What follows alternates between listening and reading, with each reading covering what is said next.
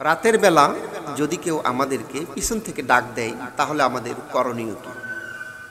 তো এক্ষেত্রে আমি বলবো, প্রথমত যদি এরকম রাতের বেলা চলতে ফিরতে যদি আমাদেরকে কেউ পিছন থেকে ডাক দেয়, আমরা অল্প করে শুধু এভাবে পিছনে তাকাবো না, সম্পূর্ণভাবে পিছনে তাকাবো, এটা এক। আর দ্বিতীয় নম্বর কথা, পিছনে তাকার আগ মুহূর্তে আমরা চেষ্টা করব আয়াতুল কুরসিটি তেলাওয়াত করার জন্য। যদি আমরা আয়াতুল কুরসি তেলাওয়াত করে এরকম রাতের বেলা আমাদেরকে পিছন থেকে যদি কেউ ডাক দেয়, আমরা যদি আয়াতুল কুরসি তেলাওয়াত করে পিছনে তাকাই, তো ইনশাআল্লাহ আল্লাহ পাক আমাদেরকে নিরাপত্তা দান করবেন।